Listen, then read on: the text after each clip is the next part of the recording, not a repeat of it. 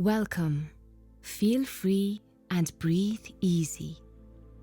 This series of meditative guides is specially designed to help you find and maintain your own personal, natural rhythm for sleep and awakening. Throughout the series, we are going to use a variety of tools, including deep meditation, sound healing, self-hypnosis, and body breathing, plus a few more besides those. Our first step is to gain insight into the nature of sleep, and that's what this first track is all about. So in this track, we'll talk a little bit more instead of practicing specific techniques. Why do we need this insight? When we can understand exactly why we suffer from insomnia, when we better understand sleep, then the cure becomes easier to implement. The real problems become more obvious. Then sleep happens naturally without needing to force anything too much. The permanent remedy for sleeplessness, insomnia, and all the many side effects has to address all three dimensions of the human organism: body, mind, and emotion. We will work on all three of those dimensions equally through this series. So let's go right to the first step: insight. Let's think about it. What is sleep really? And why do some of us struggle to sleep? Modern science has learned a few new things about sleep. The hypothalamus, which is just a peanut-sized structure deep inside our human brain, contains groups of nerve cells that regulate sleep and waking. The brain remains active during sleep. It doesn't shut down. Brain patterns change during different sleep stages and in rapid eye movement sleep. Brain activity ramps up to a level that is similar to when we're awake. There is a mechanism in the brainstem that makes sure we can't use our muscles when we are in REM sleep. Our eyes might move, but our arms and legs go limp. They are basically paralyzed. Otherwise, our bodies would be active while we are dreaming that we are doing things. That would be dangerous, so the brain takes care of that. This is all part of our natural sleep system. Science has confirmed that this is all linked to the cycles of the planet, the sun, and the moon.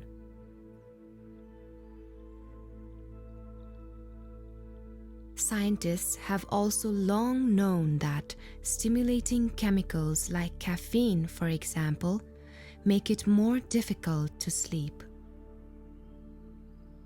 They have also confirmed the old folk wisdom that regular exercise helps to maintain our sleep rhythm, so long as we don't exercise right before bedtime.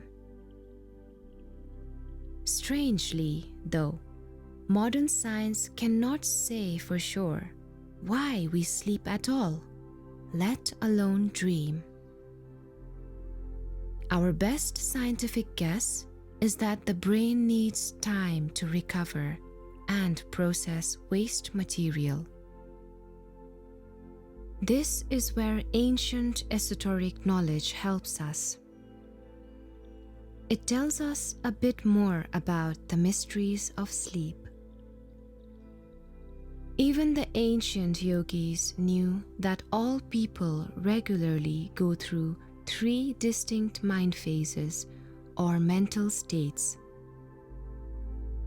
They are deep sleep, dreaming, and normal wakefulness. These three states of mind are said to correspond to the three parts of the well-known Om sound. Om.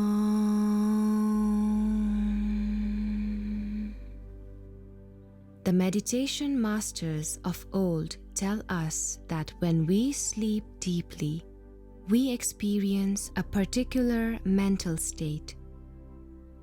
It is close to pure happiness. It is the simplest and purest form of consciousness. It is totally free from ego and delusion, and that is why time seems not to exist when we sleep. We have no desires and no issues when we sleep. Sleep is the most natural and intuitive form of meditation. Nobody can be truly unhappy or stressed out when they are asleep. Not so. Can you be unhappy when you sleep? If so, you won't remember, or you were not in deep sleep. To be whole and healthy, we need the right amount and the right quality of sleep. This is the natural way. It maintains our balance. Some people need more sleep, and other people need less. But we all need to sleep well. Otherwise, we perform poorly the next day, and eventually our nervous system cracks. It goes right out of balance. The meditation masters say that during our sleep hours, life energy is accumulated. We generate fresh chi or prana, which are two different words for the same thing: life energy. In sleep, say the yogis, our life is revitalized. The centers of our brain and heart calm down, and our life functions from our navel center. Our navel is a connection point to Mother Nature. There is a space just below your belly button that is vitally important for this deep energy connection. You can explore this in your own consciousness and see for yourself. Modern science has not yet really discovered this secret. During those vital hours of sleep, we again become one with nature. We are one with the simple, natural, deep cosmic existence. That is why we become revitalized. We touch base with the universe, so to speak. Science can help us confirm only some of these things. Even though today we have sleeping pills that may help some people to sleep, but these pills are not without their own troubles. When the pills run out, then sleep disappears again. So we want a more natural solution instead. In fact, one of the biggest reasons why so many people can't sleep well is related to all our scientific technology. Insomnia has been increasing ever since the invention of artificial lights. We have electric lights all over the planet at night, and people stare at gadgets and screens all day. And then we stare at televisions during the night time too. We seldom look at the moon and stars. Over time, this makes our mind and our brain balance more unnatural. We lose our natural rhythm in this way. We lose touch with the simple rhythm of the sun and the moon and stars, with the planet, with our own natural way. So a big part of this series is all about how to reconnect with that natural rhythm, the natural mind, the natural intelligence that we all share, even the animals. Once we study our own minds and bodies directly, we can see this for ourselves.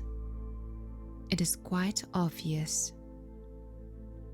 We only need to reset to a more natural state of mind as a matter of habit, and then sleep will come more naturally and easily. In fact, this is an excellent place to begin your new daily routine for better sleep. Begin with self-study. Make a conscious, deliberate note of a few things about your own sleeping and waking habits. Don't ignore the simple details. The simple facts are the key facts. Think about how much exercise and fresh air you get during the day. Take note and see if you can do things more naturally in the long term. Think about when you normally eat and what your habits of diet are like. Are you eating dinner too late? Do you eat rich or sweet things before bed? Are you drinking too much coffee? Are you taking alcohol or smoking in the evenings? All these things make a difference. Know your own habits and find what works for you. Weigh your own priorities carefully. Make a note when you take a bath or shower. Is it the first thing in the morning or just before you go to bed? Usually, a warm shower before bed helps with sleep. Find the best habit for you. Consider the amount of light and fresh air that comes into the place where you sleep. Think about ways to reduce the noise levels and to unplug from electronic disturbance. All these small details add up, so the more conscious we become of the details, the better our sleep will be. Also, if you share a bed with another person, then the difficulties are double. If the person you sleep next to is restless or snores heavily, then your options become more difficult. Sometimes the only way is to move to a different bed or to accept the other person exactly as they are. We will talk more about acceptance in another session. Most importantly, as a starting point, begin to clearly examine your own thoughts and your own feelings each night before you go to bed and each morning when you wake up. These are crucial times for our minds and emotions. They set the tone for the rest of the day, and they have a huge impact on sleep. This is where self-hypnosis comes in. We are always giving our subconscious minds messages, either good ones or destructive ones. We can choose to do this deliberately, or it happens automatically. The more conscious we become of those subtle messages, the more sleep will come naturally. This is also where mindfulness plays a huge part. When we become deliberately conscious of what is going on in our heads and in our hearts as a constant habit, then things become more natural. That is going to be one dimension we pay a lot of attention to in this series. We are going to make it a habit to acknowledge and to wake up to a deeper dimension of mind. We are going to start to work on the body dimension in the next track. We will practice a technique that you can turn into a regular habit, which will help a lot with sleep.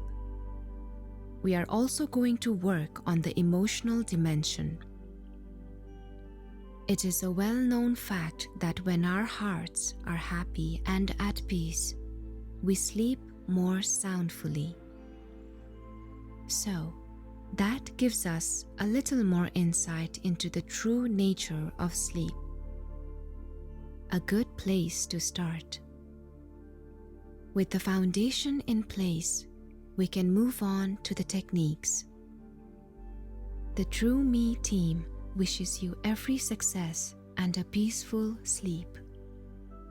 Be sure to continue with track 2 tomorrow, where we are going to learn about body breathing and a technique you can use each night when you turn in. Until then, study your sleep habits carefully. Take it easy.